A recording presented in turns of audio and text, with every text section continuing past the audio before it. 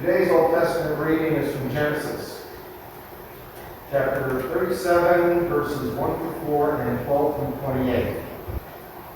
Jacob settled in the land where his father had lived as an alien, the land of Canaan. This is the story of his family of Jacob. Joseph, being 17 years old, was shepherding the flock of his brothers.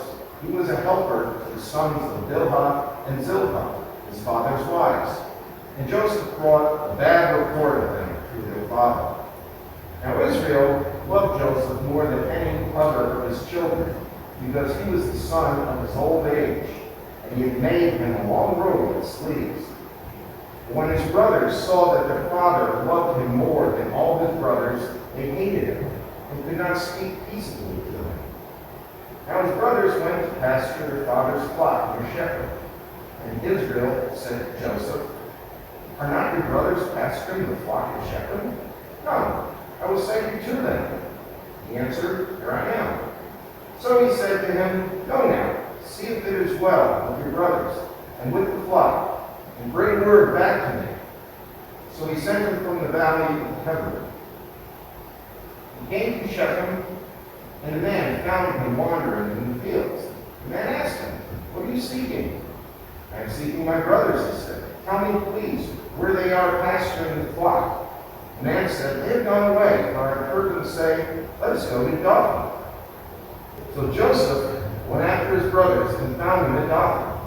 They saw him from a distance, and before he came near to them, they conspired to kill him. They said to one another, "Here comes this dreamer. Come now, let us kill him and throw him into one of the pits. Then we shall say that a wild animal has devoured him, and we shall see what will become of his dreams."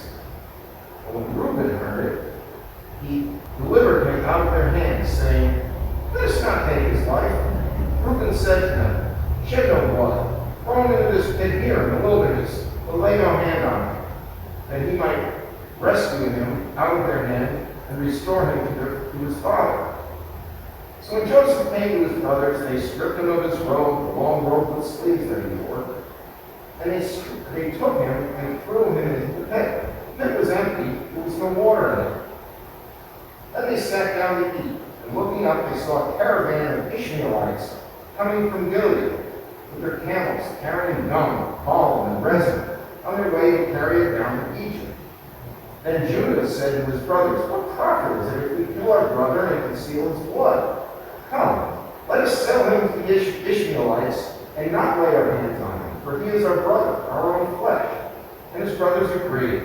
When some Midianite traders passed by, they drew Joseph up, lifting him out of the pit, and sold him to the Ishmaelites for 20 pieces of silver.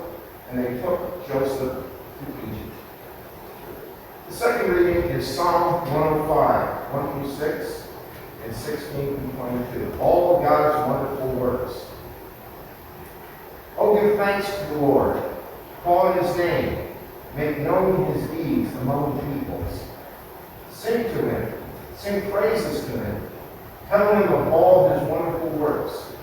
Glory in his holy name. Let the hearts of those who seek the Lord rejoice. Seek the Lord and his strength.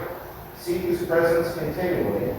Remember the wonderful works he has done, his miracles, and the judgments he uttered. O offspring of the servant Abraham, children of Jacob, his chosen ones. When he summoned famine against the land and broke every staff of bread, he had sent a man ahead of him, Joseph, who was sold as a slave. His feet were hurt with fetters, his neck was put in a collar of iron, until what he had said came to pass. The word of the Lord kept testing him. The king sent and released him. The ruler of the people set him free. He made him lord of this house and ruler of all his possessions, to instruct his officials at his pleasure and to teach his elders wisdom. This is the word of God for the people of God. Thanks be to God.